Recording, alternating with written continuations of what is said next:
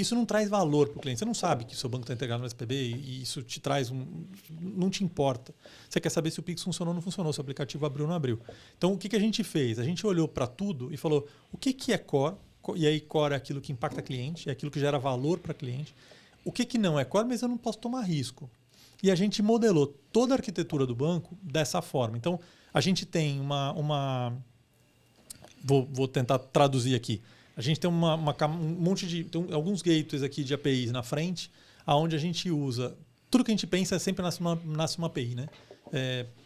By design, tudo que eu faço tem que poder ser consumido por um terceiro. O que já é um contrassenso se você pensar num bancão, né? Bancão, quem consome é ele mesmo e normalmente ele não abre aquilo para ninguém. API driven. A gente nasce ao contrário. Tudo que eu faço nasce para alguém poder consumir e eu sou o primeiro. Então, o meu aplicativo é o primeiro a consumir, o meu site é o segundo, o meu Android é o primeiro, o meu iOS é o segundo, o meu site é o terceiro e o meu back-office é o quarto.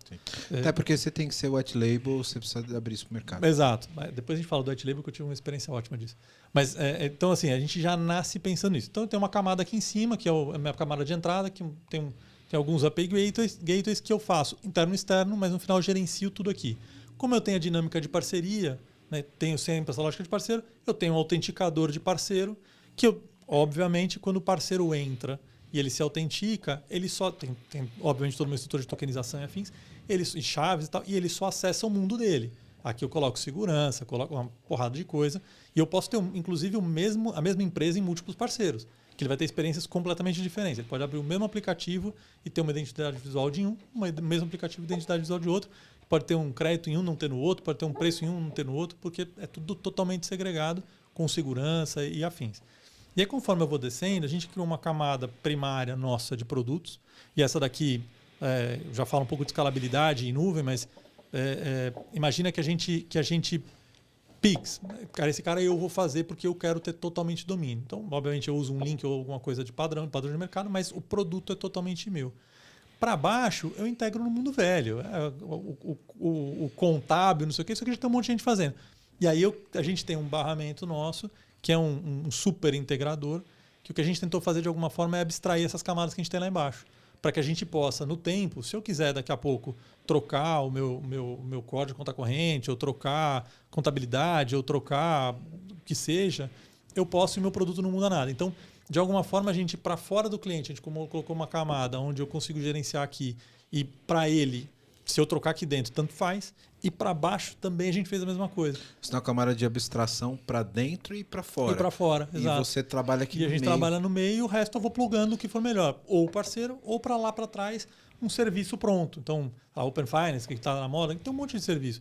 Eu plugo aqui como serviço e eu gerencio o meio, que é onde eu coloco os meus diferenciais. Então, você gera valor de fato ali. Né? Então, de alguma forma, a gente começa montando uma arquitetura para que funcione dentro do nosso business.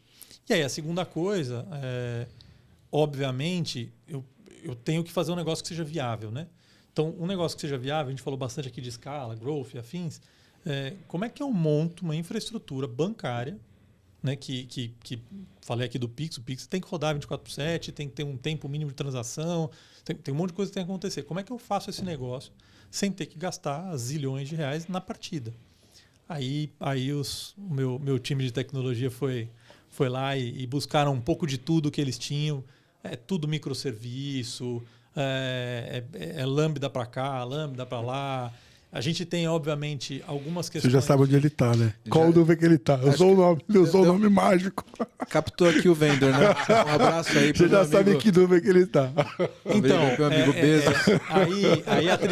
Aí a gente entra na tal da realidade. Qual que é a realidade? A realidade é que eu estou em 3 nuvens. Por quê? Porque é a realidade. A gente tinha um banco que funcionava de um determinado jeito, meu core bancário roda numa outra, e a gente adquiriu uma empresa, uma startup de crédito, que é quem faz o nosso motor de crédito, que ela vinha de outra. E aí, para mim, é a grande beleza de você unir uma coisa tradicional com uma startup. Né? Se fosse num bancão, e, de novo, a gente viveu um pouco disso, bancão não admite que não vai funcionar como ele funciona. Né? Então, se um bancão compra uma empresa, você adapta na nuvem A. Passo 1 é mudar. Não, você está na nuvem A e outro está na nuvem B, o que você faz? Você destrói aquele, reconstrói um inteiro novo aqui. Para que você comprou, né?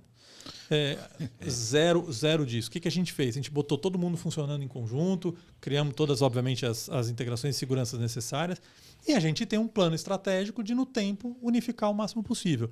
Qualquer melhoria que a gente faz, então, assim, é super bem planejadinho, qualquer melhoria que a gente vai fazendo, qualquer nova integração, um novo produto, o que seja, a gente vai migrando. Então, a gente não trouxe um custo adicional, mas a gente manteve autoescalabilidade, eficiência, segurança. A gente sempre... E aqui eu acho que talvez é o complexo e é onde junta muito tecnologia com produto, com negócio, né?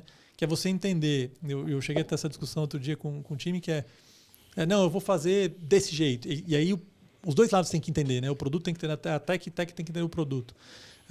Exemplo, dá para eu consumir uma nuvem por leilão, para o Pix?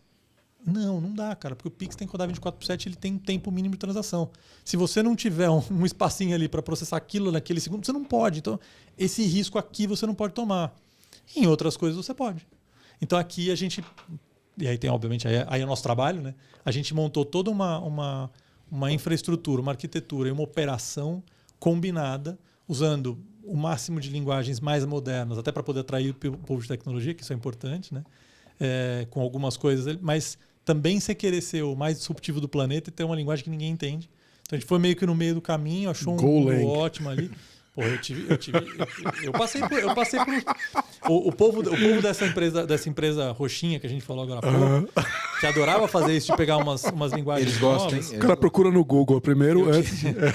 Brincadeiras à parte, eu tive eu fui CTO por um tempo para pagar meus pecados, né? E foi muito legal. Ficou, né?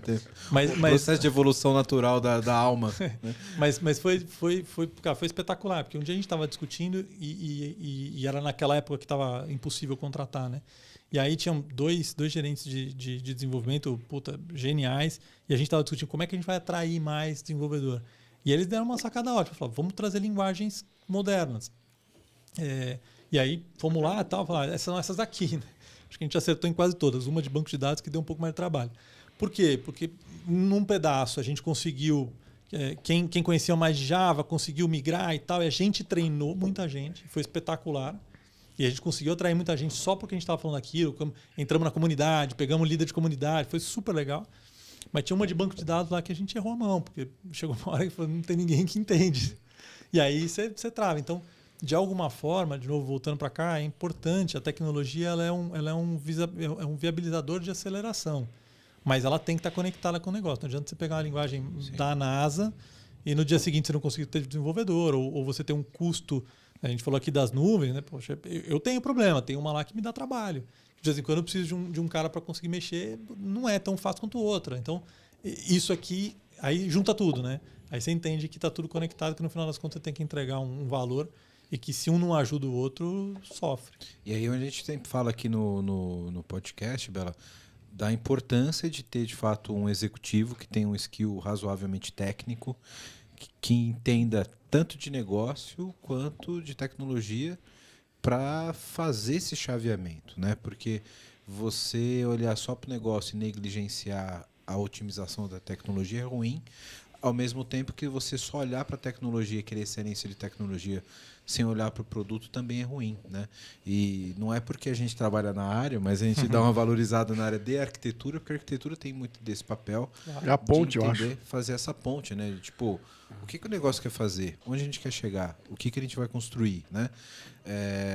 E a arquitetura ela tem um pouco desse charme diferente da engenharia, porque a engenharia só quer que funcione, né? A arquitetura ela quer entender tipo, onde você quer chegar, de fato. Isso aqui é escalável?